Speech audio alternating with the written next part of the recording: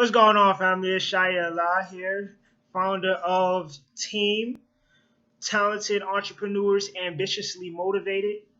Um, I just wanted to talk to you guys today about play number two, Entrepreneur Over Your Savings. Team play number two for the Team Financial Stability Workshops. So, team play number two is Entrepreneur Over Your Savings. Now, being an entrepreneur over your savings, what does entrepreneurship have to do with savings? Well, what is an entrepreneur? An entrepreneur is someone who operates a business. Your savings is your business, right? Okay, so therefore, if you operate your savings accordingly, you'll be on the right track to building wealth. And that's pretty much all I'm here to help you to do, because I like sharing information, and I love when other people share information with me. And when they share information with me, all I do is just turn it right back around and give it to you. All right. So now the first thing to do, well, with Entrepreneur Over Your Savings, you always, according to the rich man of Babylon, a tenth of everything you earn should be yours to keep. Meaning you should save at least 10% of your money. And think about it. Even when you're saving 10% of your money, you're already living below your means, because that the rest of that 90% is what you're living off of. All right. So the first thing when it comes to entrepreneur over your savings, the first thing you want to have down pat is always keep it in mind that you pay yourself first. 10% of everything you make should be set aside to save, and let that money keep building up until you're ready to invest it into something that's very lucrative, or something that really can grow and build into something great for whether it's you or your family. Remember, another thing is that I've said in the workshop. That's why it'd be great for you all to come out to the workshop. Is you're building for free. You're saving for free. You're saving for freedom. You're saving for family. You're saving for retirement.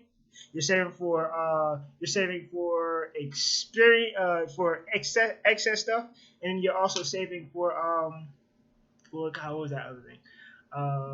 Free, something with an E. I'm gonna get back to it. Give me 1 second. Hmm.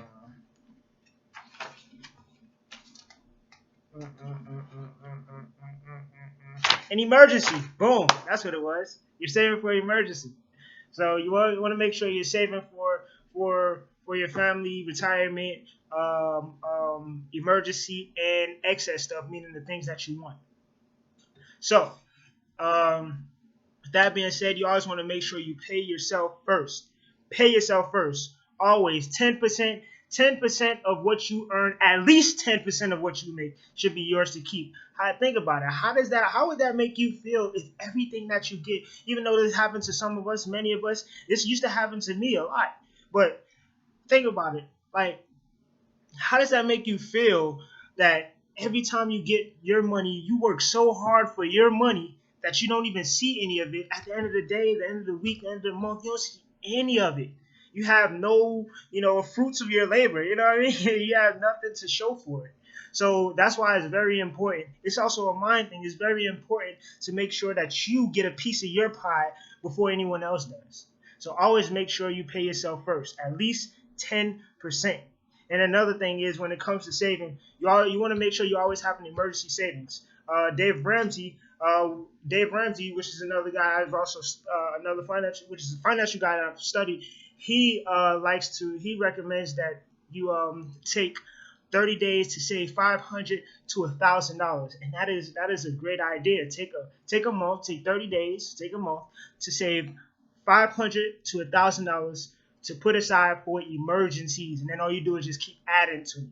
That's it. Just keep adding to it. Put that money into a money market account where your money will grow interest over time. It won't be much. It won't be much money. It won't be much of an interest, but it's still something that's building your money over time, and you can take it out as frequently as you want, depending on the bank or depending on the financial institution, whether it's a credit union or a bank.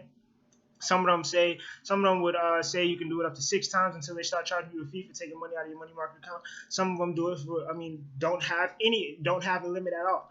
So, with a money market account, you can keep adding money in there, and then while you're adding money and leaving that for emergency or whatever, You're letting that money build, and that money is also building because it's growing interest. This thing called compound interest, which is what we're going to get into when we get to play number 4, which is motivation to make the money. We're talking about investing.